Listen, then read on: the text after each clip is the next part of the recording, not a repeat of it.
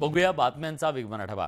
नोटबंदी हा निर्णय आरबीआयचा असून सरकारचा किंवा पक्षाचा नाहीये, त्यामुळे विरोधकांनी उगाच यावर चर्चा करू नये असं मुख्यमंत्री एकनाथ शिंदेंनी म्हटलंय। विरोधकांकडे नोटा जास्त असतील म्हणून त्यांना त्रास होत असेल असा टोलाही त्यांनी लगावला। शिवसेना उद्धव बाळासाहेब ठाकरे गटाचे नेते खासदार संजय राऊत गोपीनाथ गडावर नतमस्तक झाले। यावेळी त्यांनी स्वर्गीय लोकनेते गोपीनाथ मुंडे यांच्या आठवणींना उजाळा दिला। जर लोकनेते गोपीनाथ मुंडे असते तर युती तुटली नसती अशी यावेळी त्यांनी प्रतिक्रिया दिली। ठाकरेंच्या शिवसेनेचे संजय राऊत आणि राष्ट्रवादीचे नेते धनंजय मुंडे यांच्यात गुप्तगू झाल्याचं बीडमध्ये दिसून आलं। महाप्रबोधन यात्रेनिमित्तानं बीडच्या दौऱ्यावर आलेल्या संजय राऊतांचं धनंजय मुंडे यांनी स्वतः फेटा बांधून स्वागत केलं। त्यानंतर सुषमा अंधारे यांच्या संपर्क कार्यालयात या दोघांमध्ये गुप्तगू झाल्याचं पाहायला मिळालं। महसूल मंत्री राधाकृष्ण विखे पाटील यांनी महसूल विभागाचे अधिकारी आणि भाजपच्या कार्यकर्त्यांची बैठक आयोजित केली। अधिकाऱ्यांनी पक्षाच्या कार्यकर्त्यांचा सन्मान राखावा, पक्षाची मंडळी लोकांमध्ये जातात त्यांना अधिकाऱ्यांनी पूर्ण सहकार्य करावं, कार्यकर्त्यांसोबत समन्वय राहील याची काळजी अधिकाऱ्यांनी घ्यावी अशा सूचना बैठकीत देण्यात आल्या। आशिष देशमुख यांनी नाश्त्याला बोलावलं होतं, त्याचा आस्वाद घेतला, काही चर्चा झाली, त्यातून काही अर्थ काढू नका असं स्पष्टीकरण देवेंद्र फडणवीस यांनी दिलं। मी कुठे जातो, कोणाला भेटतो यावर एवढी नजर ठेवू नका, मला माझी कामं असतात असंही ते म्हणाले। महाराष्ट्राचे माजी राज्यपाल भगतसिंग कोश्यारी मुंबईच्या दौऱ्यावर असून त्यांनी आशिष शेलार यांची भेट घेतली। आशिष शेलार यांच्या वांद्र्या पश्चिम इथल्या निवासस्थानी कोश्यारींनी ही सदिच्छा भेट घेतली। टायपिंग चाचणी परीक्षेत ज्या विद्यार्थ्यांना तांत्रिक अडचणी आल्या त्यांचीच फेरपरीक्षा घ्यावी, बाकीच्या विद्यार्थ्यांना वेठीला धरू नये अशी मागणी काँग्रेसचे प्रदेशाध्यक्ष नाना पटोलेंनी केली आहे। या संदर्भात त्यांनी मुख्यमंत्री एकनाथ शिंदे आणि महाराष्ट्र लोकसेवा आयोगाच्या अध्यक्षांना पत्र लिहिले। चांगलं काम केलं नाही तर हकालपट्टी केल्याशिवाय राहणार नाही, मी माल पाणी घेणारा नेता नाही, जनतेचा पैसा आहे, चांगलं काम झालं पाहिजे अशा शब्दात केंद्रीय मंत्री नितीन गडकरींनी कंत्राटदाराला दम दिला।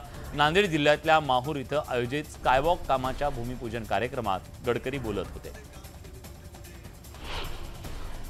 संजय राऊत यांचं परळी शहरात ठिकठिकाणी जंगी स्वागत करण्यात आलं। कार्यकर्त्यांनी जेसीबीच्या माध्यमातून फुलांचे उधळण करत जल्लोष केला।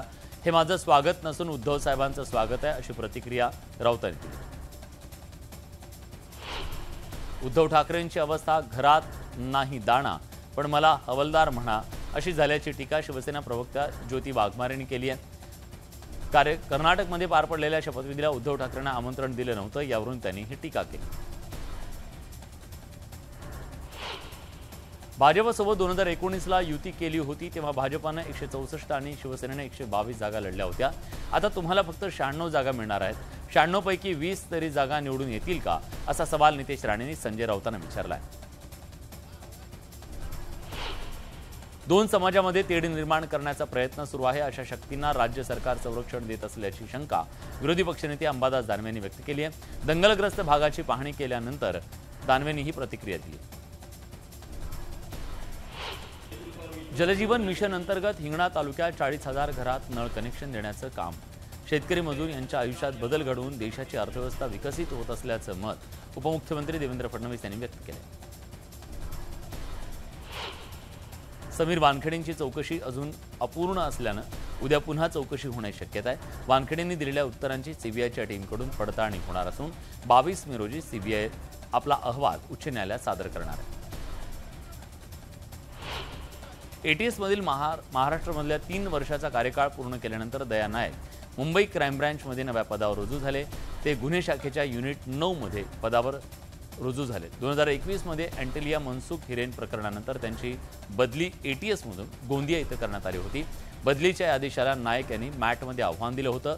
मॅटने या बदलीच्या आदेशाला स्थगिती दिली। त्यानंतर दया नायक एटीएस मध्ये कार्यरत होते। लातूर बाजार समितीत विक्रीसाठी आणलेल्या टोमॅटोला कवडीमोल भाव मिळतोय, त्यामुळे संतप्त शेतकऱ्यांनी रस्त्यावर टोमॅटो फेकल्याचं दिसून येते। कडक उन्हाळा असल्यानं टोमॅटो लवकर पिकत असून शेतकऱ्यांची आर्थिक कोंडी होतीये।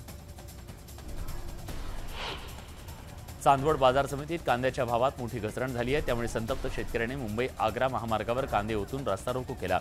माजी आमदार शिरीष कोतवाल यांनी शेतकऱ्यांची भेट घेऊन त्यांची समजूत काढली, त्यानंतर आंदोलन मागे घेण्यात आलं।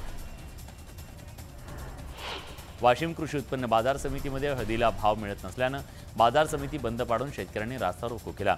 त्यामुळे अकोला नांदेड महामार्गावर वाहनांच्या लांबच लांब रांगा लागल्या।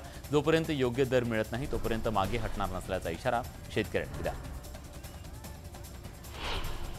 धुळे नंदुरबार जिल्हा मध्यवर्ती सहकारी बँकेनं दरवर्षीप्रमाणे पीक कर्ज वाटपात आघाडी घेतली आहे। यंदाच्या खरीप हंगामासाठी बँकेनं विक्रमी 298 कोटींचं पीक कर्ज वाटप केलंय। जिल्ह्यातील एकूण 27,834 सभासद शेतकऱ्यांना याचा लाभ मिळाला आहे। आंतरराष्ट्रीय पौष्टिक तृणधान्य वर्षाच्या निमित्तानं सांगलीच्या जत शहरात भव्य रॅली काढण्यात आली। यावेळी खरीप हंगाम पीक स्पर्धेमध्ये विजेत्या शेतकऱ्यांना खतं आणि बियाणं देऊन गौरवण्यात आलं। नवेगाव नागझिरा इथं 12 वाघांना 2 सहचरणी मिळाल्या। वनमंत्री सुधीर मुनगंटीवार यांच्या उपस्थितीत नवेगाव नागझिरा अभयारण्यामध्ये 2 वाघिणी सोडण्यात आल्या। व्याघ्र प्रकल्पातील संतुलन राखण्यासाठी या 2 वाघिणींना जंगलात सोडण्यात आल्या। मुंबई गोवा महामार्गावरील आवाशी गावच्या हद्दीमध्ये अतिक्रमण करणाऱ्यांना राष्ट्रीय महामार्ग बांधकाम विभागाकडून नोटीस बजावण्यात आली। पुढील 7 दिवसात अतिक्रमण हटवली गेली नाही तर कायदेशीर कारवाई करण्याचा इशारा बांधकाम विभागाने दिला आहे। धुळे जिल्ह्यातल्या शेतकऱ्यांना आता स्थानिक स्तरावरच हवामानविषयक माहिती मिळणार आहे। जिल्ह्यात ग्रामीण भागात 200 स्वयंचलित हवामान केंद्र उभारण्यात येणार असून यासाठी कृषी विभागातर्फे सर्वेक्षण करण्यात आले आहे। अमरावती जिल्ह्यातला मोठा खडक येथे पोहण्यासाठी गेलेला एक तरुण पूर्णा नदी पात्रात वाहून गेल्याची घटना घडली आहे। पोलीस आणि नायब तहसीलदार घटनास्थळी दाखल झाले असून मृतदेहाचा शोध घेतला जातो। धुळे शहरातील कचरा संकलनात मोठा भ्रष्टाचार होत असल्याचा आरोप ठाकरे गटाच्या वतीने करण्यात आलाय। ओला आणि सुका कचरा वेगवेगळा संकलित केला जात नाही, वजन वाढलेलं जातं, मात्र कमी कर्मचाऱ्यांमध्ये काम केलं जातं असे गंभीर प्रकार समोर आल्याचा दावा शिवसैनिकांनी केलाय। कचरा संकलन करणाऱ्या कंपनीची चौकशी करून गुन्हे दाखल करण्याची मागणी करण्यात आली। नंदुरबार जिल्ह्यामध्ये राज्य सरकारच्या गाळमुक्त धोरण आणि गाळयुक्त शिवार योजनेचा शुभारंभ करण्यात आला। लोंढरे प्रकल्पावर पालकमंत्री विजयकुमार गावित यांनी नारळ फोडून या योजनेचा शुभारंभ केला। सोयगाव तालुक्यातल्या तिखी शिवारात बिबट्यानं 4 शेळ्यांवर हल्ला केलाय। 2 गायींना जखमी केलंय। या 4ही शेळ्यांचा मृत्यू झालाय। त्यामुळे नागरिकांमध्ये भीतीचं वातावरण। धाराशिव शासकीय वैद्यकीय महाविद्यालय आणि रुग्णालयातील सी-आर्म मशीन गेल्या महिन्याभरापासून बंद आहे। त्यामुळे रुग्णांना खासगी रुग्णालयात धाव घ्यावी लागते। त्यामुळे ही मशीन सुरू करण्याची मागणी केली जाते। शहापूरच्या साखरपाडा इथं आदिवासी कुटुंबाचं घर वन अधिकाऱ्यांनी पाडलं होतं। ऐन कडाक्याच्या उन्हामध्ये हे कुटुंब रस्त्यावर आल्यानं संपूर्ण समाजानं त्यांच्या पाठीशी उभं राहत आंदोलन केलं। त्यानंतर वन विभागाकडून हे घर बांधून देण्याचं आश्वासन देण्यात आलं। परवानगी मिळाल्याशिवाय जंगल क्षेत्र परिसरात विजेचे खांब टाकले तर तुरुंगाची हवा खावी लागेल असा इशारा वनमंत्री सुधीर मुनगंटीवार यांनी दिलाय। हळदाणी इथल्या 100हून अधिक नागरिकांनी डिमांड भरून वीज मिळाली नव्हती, त्यावर त्यांनी स्पष्टीकरण दिले। राज्यातल्या पोलीस भरती घोटाळा झाल्याचा गंभीर आरोप काँग्रेसचे आमदार कैलास गोरंट्याल यांनी केलाय। या भरतीमध्ये काही विद्यार्थ्यांकडून 10 ते 12 लाख रुपये घेतले गेले असून यात मोठं रॅकेट काम करत असल्याचं त्यांनी स्पष्ट केलंय। पोलीस भरतीची फेरपरीक्षा घेण्यात यावी अन्यथा उपोषणाला बसण्याचा इशारा गोरंट्याल यांनी दिला। अमरावतीत संत गाडगेबाबा विद्यापीठाचा LLB विषयाचा पेपर फुटल्याचं समोर आलंय। विशेष म्हणजे भाजपच्या एका माजी नगरसेवकानंच हा पेपर फोडल्याचं पोलीस तपासात समोर आलंय। व्हॉट्सअपच्या माध्यमातून बाहेरच्या व्यक्तीला पेपर पोहोचवण्यात आल्यामुळे परीक्षा केंद्रावर एकच खळबळ उडाली। कळमनुरी बसस्थानक परिसरात असलेल्या ज्योती सावित्रीच्या पुतळा परिसरात अतिक्रमण झालंय। हे अतिक्रमण काढण्याच्या मागणीसाठी नागरिकांनी आमरण उपोषण सुरू केलंय। या आंदोलनाला पाठिंबा देत मनसेच्या पदाधिकाऱ्यांनी नांदेड रोडवर रास्ता रोको केला। 2000 ची नोटबंदी RBI कडून जाहीर करण्यात आल्यानंतर ठाण्यातल्या माजीवाडा पेट्रोल पंपावर 2000च्या नोटा देऊन नागरिक इंधन भरताना दिसतात। त्यामुळे माजीवाडा पेट्रोल पंपावर लोकांनी गर्दी केलेली पाहायला मिळाली। साई भक्तांनी 30 सप्टेंबरनंतर 2000च्या नोटा दानपेटीत टाकू नये असं आवाहन साईबाबा संस्थानने केलं आहे। मागील नोटबंदीच्या काळातील 3 कोटी रुपयांच्या नोटा अजूनही पडून असल्याचं साई संस्थाननं हा निर्णय घेतला। 2000च्या नोटबंदीचा परिणाम सराफा व्यापारावर सुद्धा दिसून येईल असं मत जळगावातल्या सराफांनी व्यक्त केले। 2000च्या नोटा बँकेत बदलण्याऐवजी लोक सोनं खरेदी करतील आणि त्यामुळे सोन्याचे भाव वाढतील असं मत सराफा व्यावसायिकांकडून व्यक्त करण्यात आले। चंद्रपूरकरांनी आज शून्य सावली दिवस अर्थात झिरो शॅडो डे या खगोलीय घटनेचा अनुभव घेतला। सूर्य अगदी डोक्यावर असल्याने या दिवशी कुठल्याही गोष्टीची सावली सरळ पायाखाली येते आणि त्यामुळे सावली नसल्याचा आभास होतो। स्कायवॉच संस्थेचे सदस्य आणि भूगोल अभ्यासक नागरिकांनी एकत्र येत या घटनेचा अनुभव घेतला।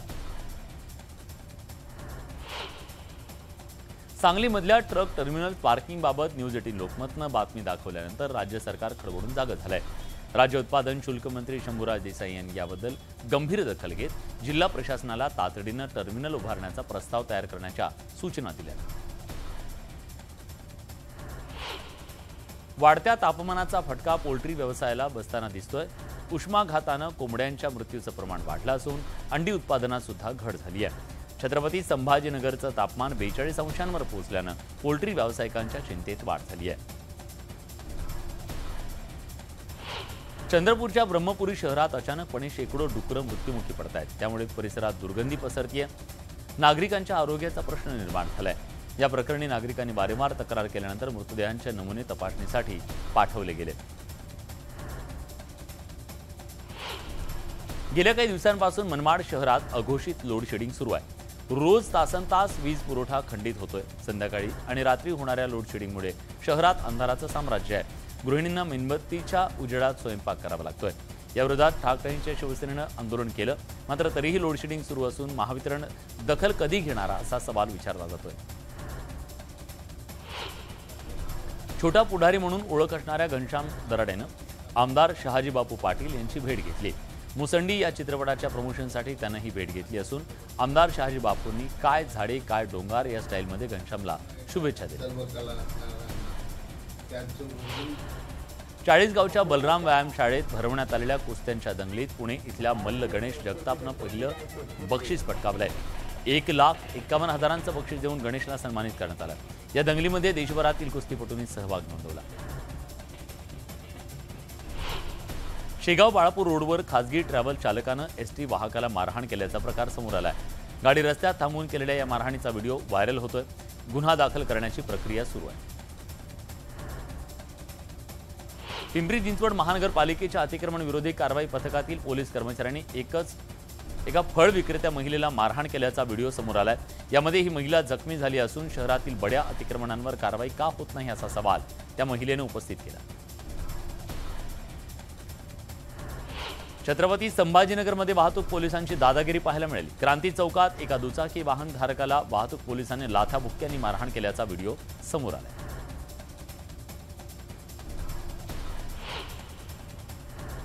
पिंपरी चिंचवड शहरात मेफेंटमाइन सल्फेट आणि गांजा विक्री होत असल्याचा धक्कादायक प्रकार उघडकीस आलाय। शरीर सुडौल दिसावं आणि ताकद वाढावी यासाठी जिममधील मुलं हे इंजेक्शन घेत असल्याचं समोर आलंय। पिंपरी चिंचवड पोलिसांनी कारवाई करत चंद्रकांत थापा या व्यक्तीला अटक केली असून त्याच्याकडून 95 इंजेक्शनच्या बाटल्या 642 ग्रॅम गांजा जप्त करण्यात आलाय। शिवसेना चित्रपट सेनेच्या अध्यक्षपदी शिवसेना सचिव सुशांत शेलार यांची नियुक्ती करण्यात आली आहे। मुख्यमंत्री एकनाथ शिंदे यांच्या आदेशानुसार शिवसेना चित्रपट सेनेची स्थापना करण्यात आली। निर्माता, लेखन, अभिनय या क्षेत्रातील मान्यवरांची कार्यकारिणीमध्ये नियुक्ती जाहीर करण्यात आली आहे। अभिनेता सलमान खान लवकरच मुंबईतल्या हॉटेल बांधणार आहे। वांद्रेतल्या कार्टर रोडवर सलमान खानचं अत्याधुनिक सुविधांनी युक्त 19 मजली हॉटेल असेल। या प्रस्तावाला मुंबई महानगरपालिकेनं मंजुरी दिल्याचं सांगितलं जात आहे। सलमानची आई सलमा खान यांच्या नावावर हा प्लॉट। बिग बी अमिताभ बच्चन यांच्याप्रमाणे त्यांची नात नव्या नवेली नंदा देखील कायम चर्चेत असते। सध्या नव्यानं शेअर केलेला एक व्हिडिओ लोकांचं लक्ष वेधून घेतोय। तिनं गुजरातमधल्या एका गावात स्वतः ट्रॅक्टर चालवलाय। नव्यानं ही आरा हेल्थ कंपनीची सहसंस्थापक असून आपल्या टीमसह गुजरातमध्ये गेली असताना तिनं हा व्हिडिओ शेअर केला। द केरला स्टोरी या चित्रपटानं 14 दिवसात एकूण 171.72 कोटींचा व्यवसाय केला असून शुक्रवारी 15व्या दिवशी 6 कोटींचा गल्ला जमवण्यात चित्रपटाला यश आलं। हा चित्रपट हळूहळू 200 कोटींच्या क्लबकडे वाटचाल करतोय। जय श्रीराम हे आदिपुरुष मधलं पहिलं गाणं रिलीज करण्यात आलंय। अजय अतुलच्या संगीतानं पुन्हा एकदा सगळ्यांचं मन जिंकलंय। नेटकऱ्यांनी या गाण्याला पसंती दर्शवली। मिस वर्ल्ड 2017 मानुषी छिल्लरने कान्स फिल्म फेस्टिवल 2023 मध्ये हजेरी लावली. रेड कार्पेटवर मानुषी ग्लॅमरस अवतारात अवतरली. मानुषीनं खास आउटफिटचा एक व्हिडिओ शेअर केला. कान्स फिल्म फेस्टिवल 2023 मध्ये भारतीय सोशल मीडिया क्रिएटर्सनं हजेरी लावली. अमन गुप्ता, डॉली सिंग, मासूम मीनावाला मेहता, रूही दोसानी, निहारिका आणि रणवीर अल्लाहबदिया यांनी आपल्या खास लुकनं सगळ्यांची मनं जिंकली. द केरला स्टोरी या सिनेमामुळे चर्चेत आलेली अभिनेत्री अदा शर्मा सध्या 7व्या आसमान पर आहे. अदाची प्रत्येक कृतीकडे सगळ्यांचं लक्ष आहे. नुकतंच अदाला एअरपोर्टवर तिची एक चाहती भेटली. तिनं स्वतः बनवलेले मफिन्स अदाला दिले आणि अदानं ते मफिन्स खाल्ले सुद्धा. अदाची ही साधी अदा नेटकऱ्यांना भावली.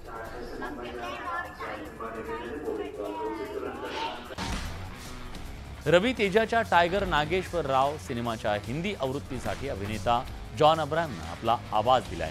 या सिनेमाच्या डबिंग दरम्यानचा एक व्हिडिओ समोर आलाय. सिनेमाचा टीजर 24 मे रोजी रिलीज होईल. नवाजुद्दीन सिद्दीकीच्या सैंधव सिनेमाचा पहिला पोस्टर रिलीज झालाय. या सिनेमात नवाजुद्दीनची एक नवी भूमिका पाहायला मिळणार आहे. हा सिनेमा 22 डिसेंबर 2023 रोजी रिलीज होणार आहे.